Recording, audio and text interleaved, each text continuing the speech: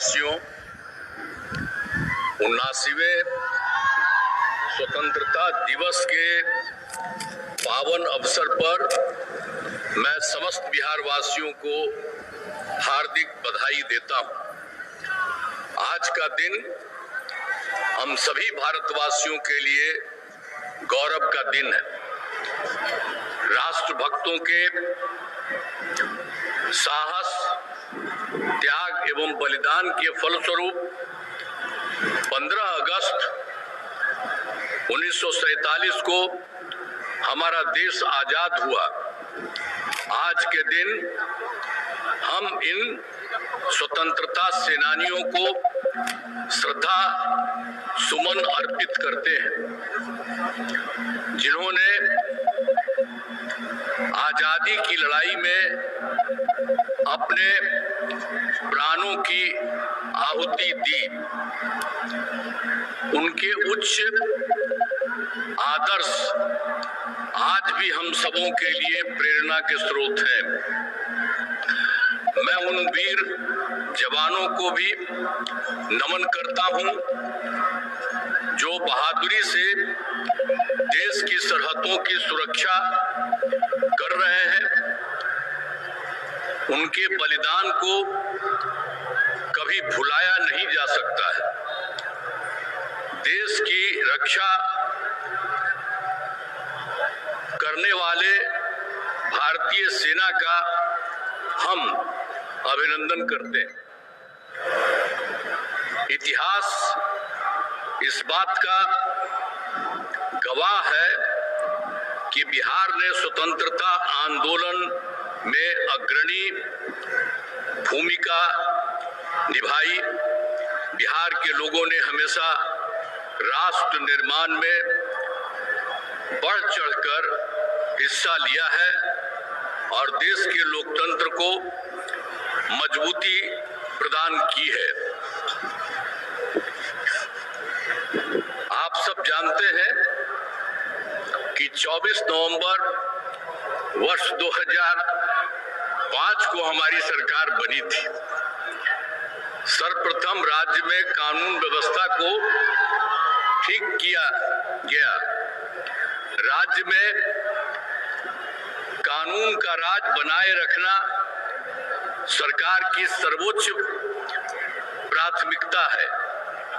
सरकार द्वारा अपराध नियंत्रण एवं विधि व्यवस्था संधारण के लिए सभी आयामों पर योजनाबद्ध तरीके से काम किया गया है और वर्ष 2005 में बिहार में पुलिस बल की संख्या मात्र 42,481 थी, 481 थी, जो जरूरत के हिसाब से बहुत कम थी। इसलिए शुरू से ही पुलिस बल की संख्या को बढ़ाने पर जोर दिया गया और अब पुलिस की संख्या बढ़कर उसके बाद 1,10,000 हो गई। अब उसके बाद 2023 में पुलिस बल की संख्या को और बढ़ाने के लिए 2,29,000 तय किया गया है। अब उसके लिए काम शुरू हो गया है और जो काम शुरू हो गया है तब पुलिस बल की संख्या 1,31,000 हो गई है और नियुक्ति तेजी से जारी है। हमने ये कहा कि बहुत तेजी से इस काम को करिए और यही काम जो किया था कि अब पहले तो 1,10,000 हुआ था और उसी के बारे में तय किया कि इसको और बढ़ाएंगे और 2,29,000 तय किया जाएगा। तो अभी एक ही राउंड हुआ है, लेकिन उसके बाद हमने सब लोगों को कहा है कि इसको और तेजी से करिए ताकि उतनी संख्या जो कह रहे हैं हम लोग 2,29,000 वो जल्दी हो जाए। तो इसके लिए भी होने की बात हो रही है और राज्य में वर्ष 2005 की तुलना में हत्या, डकैती, लूट और फिरौती हेतु अपहरण की घटनाओं में बहुत कमी आई है।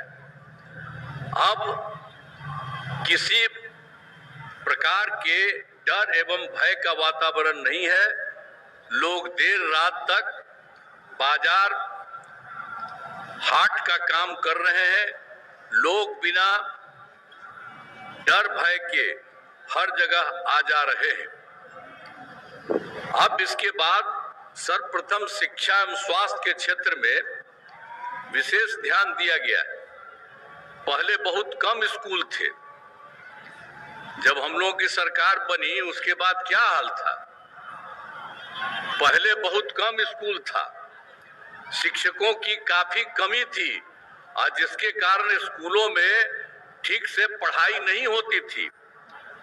तो बड़ी संख्या में नए स्कूल खोले और नियोजित शिक्षकों की बहाली हम लोगों ने की और शिक्षा को बढ़ावा देने हेतु लड़के लड़कियों के लिए पोशाक एवं साइकिल योजना चलाई गई है। आप सब जानते हैं कि कितना ज्यादा किया गया भाई। आखिर शिक्षा को बढ़ावा देने हेतु लड़के लड़कियों के लिए पोशाक एवं साइकिल योजना चलाई और सभी पंचायतों में उच्च माध्यमिक विद्यालय खोले गए। लड़कियों को 12वीं पास करने पर 25,000 रुपये तथा ग्रेजुएट पास होने पर 50,000 रुपये की राशि दी गई है। अब लड़कियां भी खूब बढ़ रही हैं और स्कूलों में लड़के लड़कियों की संख्या लगभग बराबर हो रही है। तो वर्ष 2023 में बिहार लोक सेवा आयोग द्वारा 2,56,000 सरकारी शिक्षकों की बहाली की गई। अब हम लोगों ने फिर बढ़ा दिया। अब पहले जो था 2006 में हमने कहा था कि नहीं आप ही लोग बहाल करिए, तो उसकी संख्या रही है 3 लाख बने, उसका 68,000 तो नियोजित शिक्षक बने। अब जिसमें अब उसमें जो हम लोगों ने सब कुरुआ किया तो 3 लाख जो 68,000 वाली थी उसी में से कुछ लोग लोक सेवा आयोग में पढ़ाई दी तो शामिल हुए, तो उसमें 28,976 सरकारी शिक्षक बन गए। तो जो हमने कहा कि 2,58,000 उसमें ये भी शामिल हो गए। तो इसलिए 3 लाख जो 68,000 था वो हो करके अब 3,39,000 और 24 नियोजन शिक्षक शेष बचे। तो उसके बाद हम लोगों ने कहा कि भाई एक जगह करके वो इसमें भी शामिल हुई है। अब किसी को इसमें बीपीएससी की परीक्षा में आने की जरूरत नहीं है। एक मामूली सी परीक्षा करके इन लोगों को किया जाएगा। तो यही सब किया गया, सरकारी शिक्षक बनाया जाएगा। तो इसके लिए सरकार ने तय किया कि 5 मौके हम लोगों ने तय किया और 2 परीक्षाओं का आयोजन हुआ। तो उसमें 2,54,000 नियोजित शिक्षक पास हो गए। अब उसके बाद बच गया है मात्र 85,000 शेष बच गए हैं। हाल ही में तीसरी परीक्षा भी हुआ है, 5 के बारे में बात था, तो अभी तीसरी परीक्षा भी हुआ है लेकिन उसका कोई रिजल्ट अभी नहीं आया है और उसके बाद अगला 2 बार भी बहुत जल्दी कराया जाएगा। तो अब कुल मिला करके तो जो अब उसमें से मामूली परीक्षा में जो हम लोगों ने 2,24,000 कर दिया और दूसरी बात जो पहले हम लोगों ने करवाया था लोक सेवा आयोग में बीपीएससी में 2,58,000, तो ये दोनों मिल करके अब कुल मिलाकर सरकारी शिक्षकों की संख्या 5,12,000 हो गई।